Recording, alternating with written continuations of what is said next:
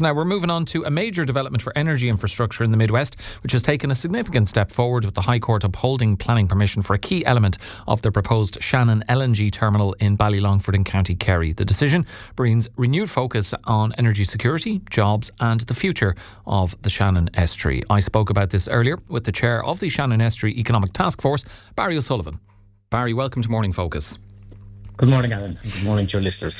Barry, how significant is this moment for the Shannon Estuary?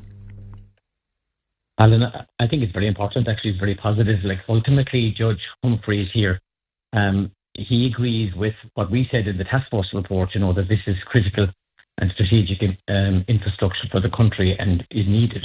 So we warmly welcome it. Of course, now, the next step is we need to see the full project delivered. I think most people understand now how precarious our gas supply is and how important that is for everybody, right? For all consumers of not just gas, but electricity, because 40% of our electricity in Ireland comes from natural gas.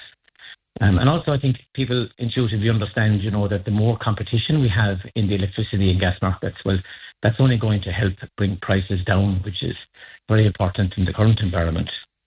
So, looking forward, New Fortress, which is the company behind the entire development of Ballylongford, which is the LNG terminal, the electricity generating station, and also the energy storage, the battery storage facility. The announcements or the decisions last week by the judge are in relation to the electricity generating plant and the battery storage. They're not about the LNG terminal itself. Now, the planning, for the LNG terminal was submitted back in 2021, so 5 years ago. So I think now, we're hoping that on Commercial and Penola will move swiftly now and rule on that application, because at the end of the day here, we're a periphery country in Europe. We're out of the edge of precarious gas pipelines. We're the only coastal country in Europe that doesn't have an LNG plant. And now that we see what's going on, in the world, we need it more than ever. There's been a lot of talk about potential economic benefits, Barry, and obviously in Clare we're wondering if this project could deliver a jobs boost for counties like Clare and indeed the wider Midwest. And if so, what kind of employment opportunities could it create, both during construction and also long term?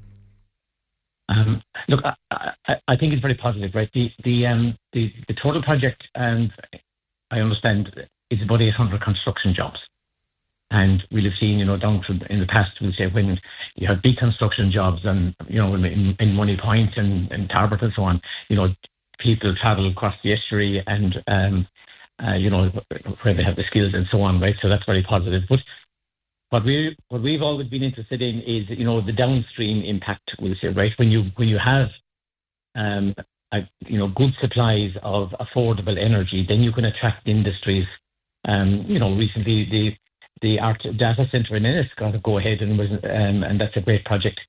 The large energy user action plan was published by the government actually there around Christmas, and that was very positively received. And that talks about green energy parks.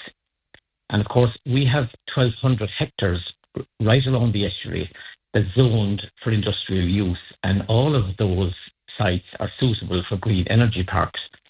So I think the opportunity now is to develop those out and then attract industries to use the power that will come from Ballylongford,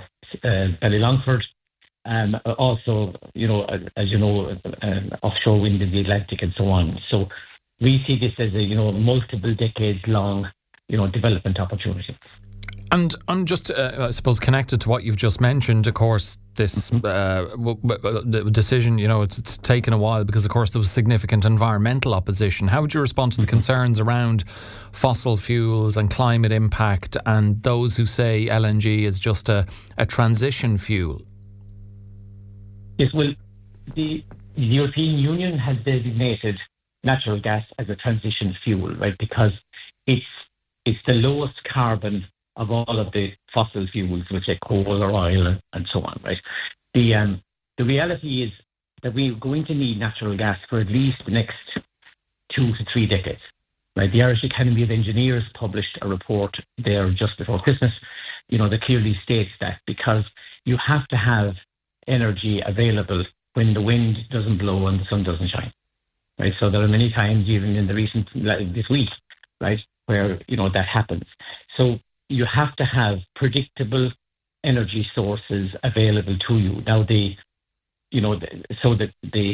best thing to do then is to try and maximize those and have them as low carbon as possible. So that's why Ardna Crusher, for example, is so important, right? It's low carbon. You can turn it on and turn it off when you need it.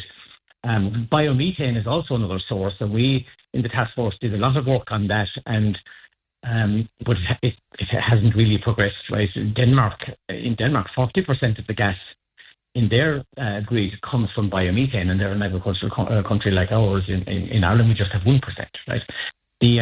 So having this mix of predictable sources, but the reality is that natural gas will have to be part of that.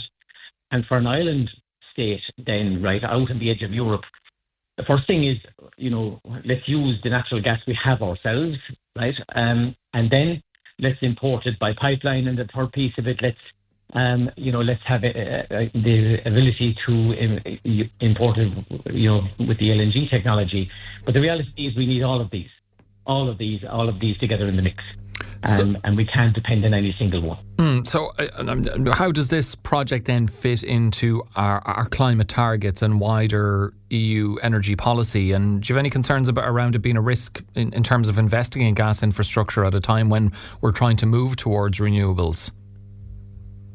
Well, you see, ultimately here, as I say, it's all about having that balance, right? And for every unit of electricity that comes from that you look from renewable sources, the intermittent renewable sources, right, the weather-dependent renewable sources, you have to have another unit of electricity available somewhere coming from a predictable source that you can turn on when the wind doesn't blow and the sun doesn't shine.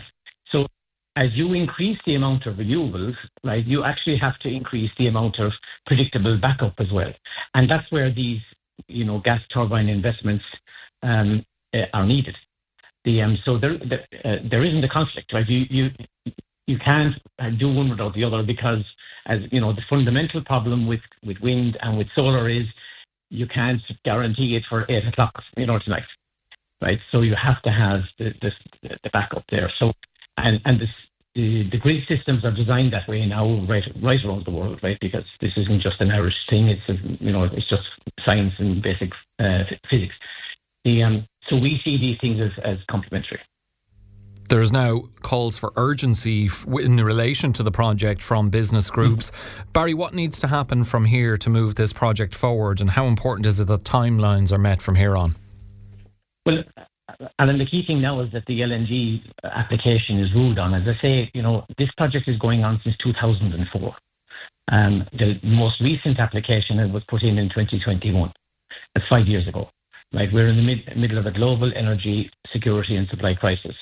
So we would, respectfully ask that on Commission Clonola, rules on the matter as quickly as possible. Right, because as I say, we're the only country in Europe without an LNG facility, and we're right out of the edge of Europe. We don't have all of the pipeline network that, if we were in Holland or in Belgium or in France, we'd have it in the morning.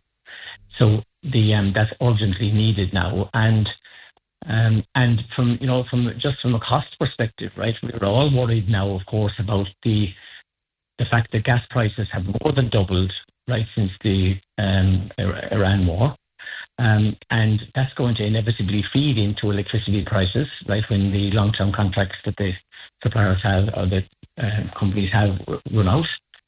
So the more competition we have in the gas market in Ireland, and the more competition we have in the electricity market in Ireland, right, is only a good thing. Okay, we do have to leave it there, but the chair of the Shannon Estuary Economic Taskforce, Barry O'Sullivan, thank you for joining us on Morning Focus. Yeah. Thank you, Alan.